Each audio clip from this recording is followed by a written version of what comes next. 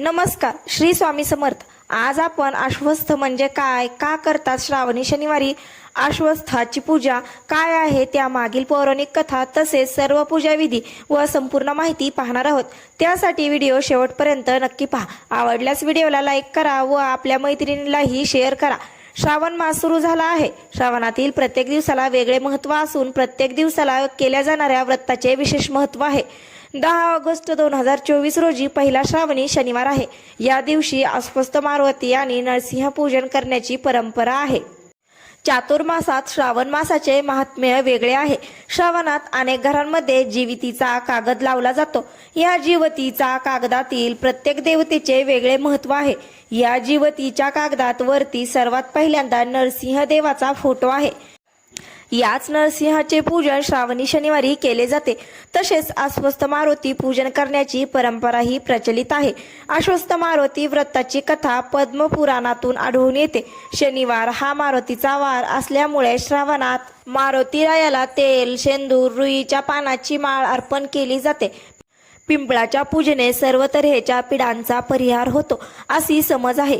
वेदकाळापूर्वीच्या सिंधू संस्कृतीत आश्वस्थ वृक्षाला निर्मितीचे प्रतीक मानले गेले होते। तेव्हापासून हा वृक्ष पूजनीय ठरला। पुढे ऋग्वेद काळातही यज्ञकर्मात अग्निमंथनासाठी लागणारी उत्तराने अश्वस्थापासून बनवली जाई। उपनिषद काळात अश्वस्थ हे देवस्थान मानले गेले। शनिवारी अश्वस्थाची पूजा करण्याची प्रथा श्रावणातील प्रत्येक शनिवारी अश्वस्थाची पूजा करण्याची प्रथा आहे। दुधामध्ये बेलाचे पान घालून ते दूध पिंपळाच्या मुळात घालावे, त्यामुळे त्या दुधाचा सुगंध पिंपळाला मिळतो। पिंपळाची पूजा करणे म्हणजे विष्णू पूजा करणे असे मानले जाते।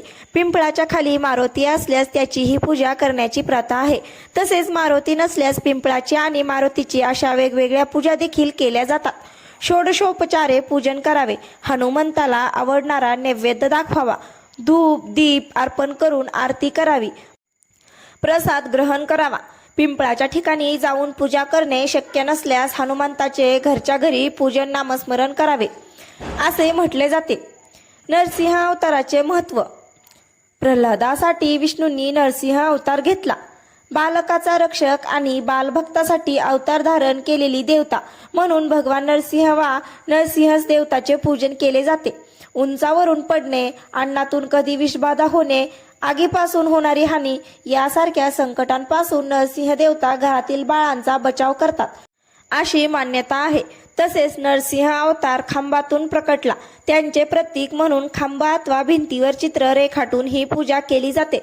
प्रल्हादाच्या जीवनाशी निगडीत होळी जशी सामूहिक पद्धतीने साजरी केली जाते, तशीच ही पूजा देखील कोणत्याही एका शनिवारी सामुदायिक पद्धतीने करावी असे सांगितले जाते।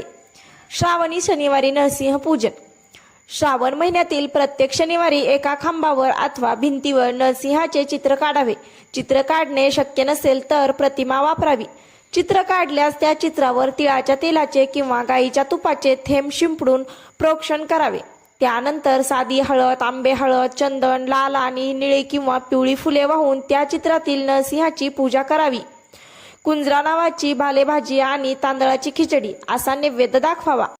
सुख संपत्ती आणि संततीसाठी नव्हे पण प्रल्हादासाठी घेतलेल्या एका अवताराची आठवण म्हणून या व्रताकडे बघितले जावे असे सांगितले जाते।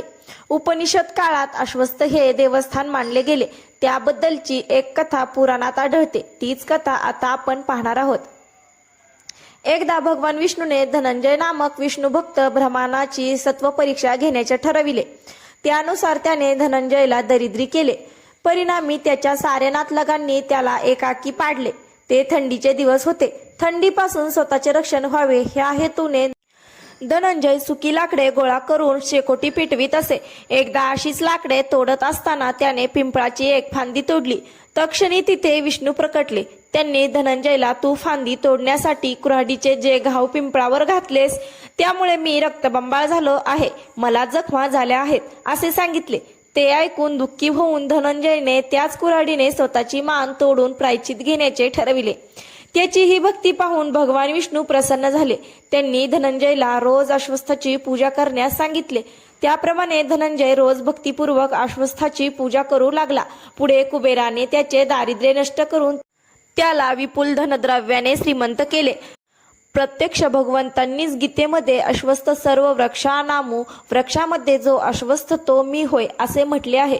हरवलेली वस्तू व व्यक्ती असलेला प्रदक्षिणा घातल्याने परत मिळते अशा श्रद्धेने आपल्याकडे नेमाने असलेला प्रदक्षिणा घालणारी बरीच भाविक मंडळी आहेत.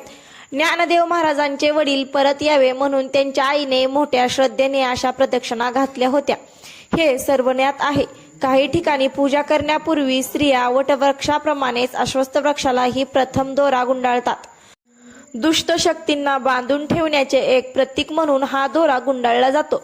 श्रावणातीलच नव्हे तर इतर शनिवारीही सूर्योदयापूर्वी अश्वस्थाची पूजा करून त्याला प्रदक्षिणा घालण्याची प्रथा आहे. ज्यांना नेहमी शक्य नसते त्यांनी निदान श्रावणातील शनिवारी तरी ही पूजा आणि प्रदक्षिणा करण्याची प्रथा रूढ झाली. ह्याबरोबरच श्रावणातील कृष्ण पक्षात त्रयोदशी, चतुर्दशी आणि अमावस्या ह्या 3 दिवशी पितरांची तहान शमावी ह्या श्रद्धाभावेने पिंपळाच्या बुद्ध्याजवळ पाणी घातले जाते. तर मैत्रिणींनो, अशा प्रकारे आपण अश्वस्थाची संपूर्ण माहिती या व्हिडिओमध्ये पाहिलेली आहे.